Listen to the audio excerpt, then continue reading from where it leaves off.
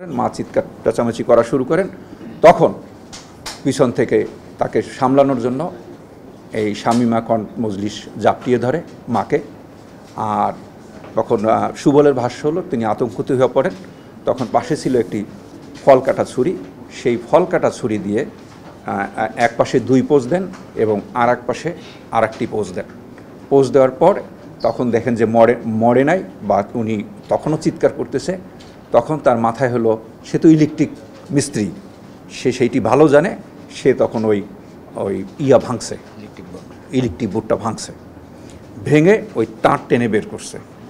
তার টেনে বের করে ওই ইলেকট্রিক শক দিছে এবং পুনরুজ্জীবিত হওয়ার পর মামলার ডকেট তো কোথাও নাই। এই কারণে আমরা জুডিশিয়াল ডকেটের জন্য আবেদন করি। আপনারা জানেন যে জুডিশিয়াল ডকেটে থাকে হলো সাধারণত পিএম রিপোর্ট থাকে, তারপরে এফআইআরটি থাকে, তারপর থাকে হলো পোস্টমর্টেম রিপোর্ট থাকে, আরও অল্প কিছু জিনিসপত্র থাকে। আমরা সেটি দিয়েই আমরা মামলা তদন্ত শুরু করি। যদিও 3 বছর পরে অর্থাৎ এবং মামলা তদন্তের আমরা দায়িত্ব পাই 20শে জানুয়ারি 2020 সালে। এরপর কোভিড শুরু হয় এবং আমরা 2022 সালে এই মামলার ডকেটের কিছু অংশ, যেটি সার্কেল অফিসে থাকার কথা ডুপ্লিকেট, তারই কিছু কাগজপত্র আমরা পাই। আমাদের এই মামলা তদন্তকালে আমাদের সবচেয়ে সহযোগিতা করেছেন যে আমাদের এই মামলার যে 2 বোন যে এখানে উপস্থিত আসছেন, শাহনাজ পারভিন খান মজলিস এবং ইলোরা খান মজলিস। উনি ইলোরা খান উনি আমেরিকা থেকে চলে আসেন। এনারা নিয়মিত আমাদের অফিসের সাথে যোগাযোগ রাখেন এবং তারা তাদের একটাই দাবি, তারা সত্য উদ্ঘাটন চায়, এটি আসল কি সত্য। তো আমরা যতদূর চেষ্টা করি কোনোভাবেই আমরা আর এইটি নিয়ে আগাতে পারি না। তখন আমরা একটি কৌশল অবলম্বন করি। ওনারা প্রতিবার যখন আসেন তখন আমরা লিখে রাখি ওনারা কি বলে, কি শুনছেন।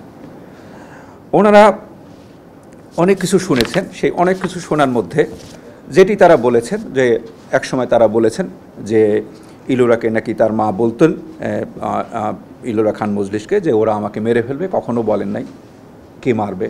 তারপর বলছেন আমি খুন হলে তুই দেশে আসবি না, তোকে মেরে ফেলবে, উনি বলেন নাই।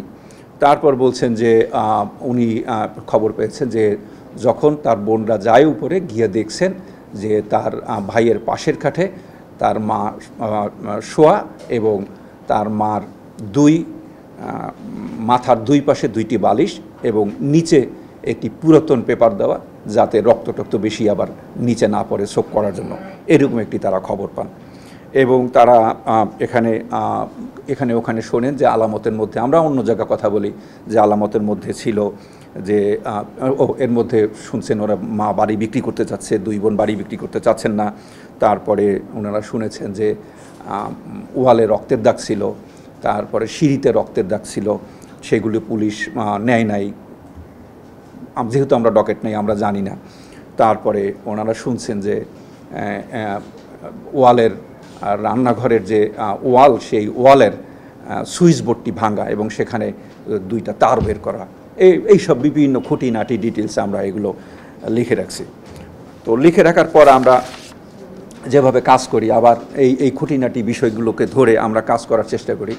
সেই কাজ করার মধ্যে আমরা 3 ভাগ করে ফেলি, আবার বিভিন্নভাবে 3 ভাগ বা 4 ভাগ করে ফেলি। 1 ভাগ হলো এটি নিয়ে আমরা আগে কাজ করেছি, 1 ভাগ হলো যে ওখানে যারা সেই সময় মাদকাসক্ত ছিলেন বা সেই সময় যারা ওইখানে চুরি চামারি করতেন, এরকম কোনো ঘটনা ঘটছে কিনা সেটি আমরা সংগ্রহ করার চেষ্টা করি। এই প্রায় 10 বছর পর আমরা চেষ্টা করি যে ওই বাসায় কারা কারা সেই সময় আসতেন, যাদের সাথে তাদের ব্লাড কানেকশন নাই। যেমন মনে করেন গৃহকর্মীর স্বামী, কেউ দুধ দিত কিনা, কেউ বাজার করে দিত কিনা, কেউ এইটা করে দিত কিনা, ওইটা করে দিত কিনা, এগুলো। আর একটা গ্রুপকে আমরা ভাগ করি যারা ওনার ব্লাড কানেক্টেড, যেমন মামাতো ভাই, ফুফাতো ভাই, এরা কারা কারা বাসায় আসতেন তারা। এবং আমরা সন্দেহের মধ্যে রাখি, ওনাদের 2 বোনের সামনেই বলি, আমরা সন্দেহের মধ্যে রাখি 4 বোনকে, তাদেরকে একটা ক্যাটাগরিতে ফেলাই। ওনারা 2 বোন সামনে আছে, ওনাদের কাছে আমরা ক্ষমা চেয়ে বলি যে ওনাদেরকেও আমরা সন্দেহের মধ্যে। ওনারাও যদি আমাকে বলতেন, ওনারা 2 জন আমাকে প্রকাশ্যে বলছেন যে যদি আপনারা আমাকে সন্দেহ করেন, আমাদের 2 বোনকে আমাদেরকে অ্যারেস্ট করেন। ওনারা নিজেরা সবসময় আমাদেরকে বলতো। আমরা এই খোঁজ নিতে গিয়া আমরা দেখি যে কারা কারা ওই বাসায় আসতো। শুনি একজন ইলেকট্রিশিয়ান মাঝে মাঝে আসতো, কিন্তু তার বহুদিন ওই বাসায় আসা যাওয়া নাই। তো আমরা তো ওই যেহেতু আমাদের কাছে কোনো তথ্য নাই, কিছু নাই, তো ইলেকট্রিশিয়ানের সে আবার খুব ভালো জায়গায় আছে।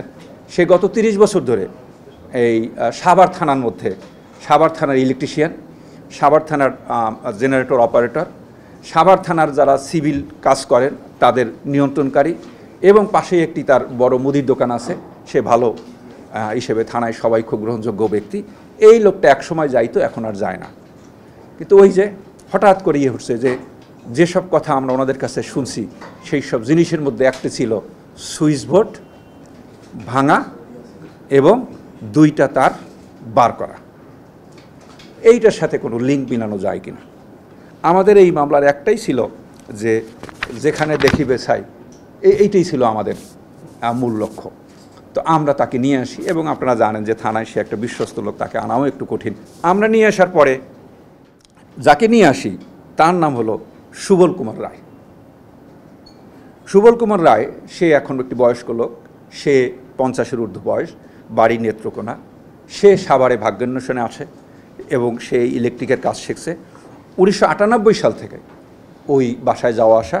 কারণ আমাদের খান মজলিস সাহেব, আমাদের সেই প্রাক্তন সাংসদ খান মজলিস সাহেব ওনাকে পছন্দ করতেন, সেই কারণে ওই বাসায় যায়, মাঝে মাঝে ছোটোখাটো ইলেকট্রিশিয়ানের কাজ করে দেয়, এবং এই অন্য কোনো কাজ থাকলে সে মাঝে মাঝে করে দেয়।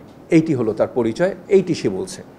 একসময় সে এসে আমাদের যেটি বলে সেইটি সে আদালতে, আমরা তাকে একসময় তাকে অ্যারেস্ট করি, এবং অ্যারেস্ট করার পর তাকে আমরা বিজ্ঞ আদালতে প্রেরণ করি।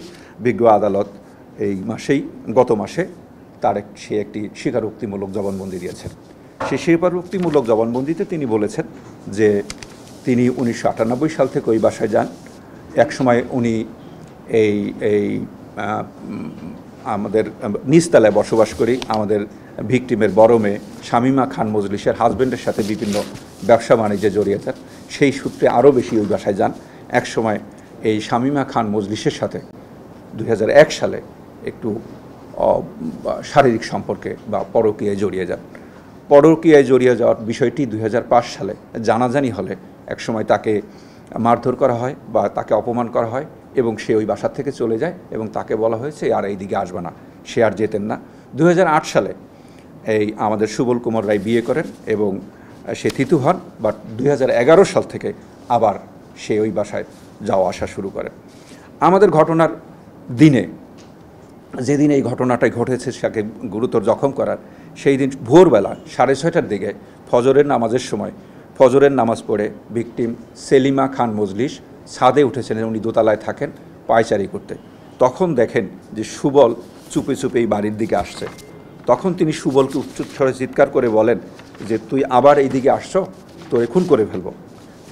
তো উনি এইটা বলে উনিও নিচে চিৎকার করতে করতে নামতেছিলেন, এবং তখন সুবল এবং শামীমা খান মজলিস ওরফে পপি, তিনিও উপরে যান মার চিৎকার থামানোর জন্য। তারা দুইজনে রিকোয়েস্ট করেন, মা চিৎকার চেঁচামেচি করা শুরু করেন।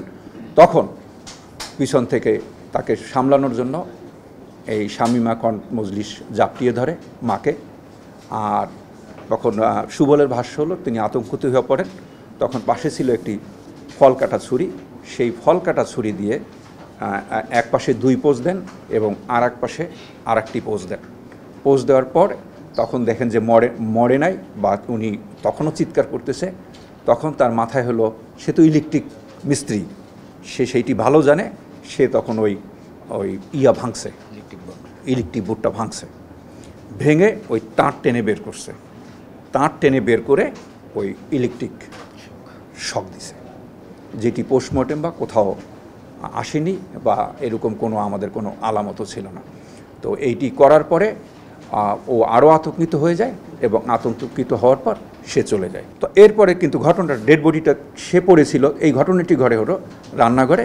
কিন্তু আমরা ইয়াকে পাইছি, আমরা আমাদের যে ভাষ্যগুলো ছিল সেই ভাষ্য অনুসারে আমাদের এই ভিকটিমের যে শরীর শোয়ানো ছিল, সেটি ছিল হলো তার ছেলের পাশের বেডে। তো তার মানে হলো তাকে নিয়ে আসা হয়েছে। এই কারণে আমরা শামীমা খান মজলিসকে আমরা গ্রেপ্তার করেছি, তাদের 2 মোড়ের অনুমতি নিয়েই আমরা গ্রেপ্তার করেছি।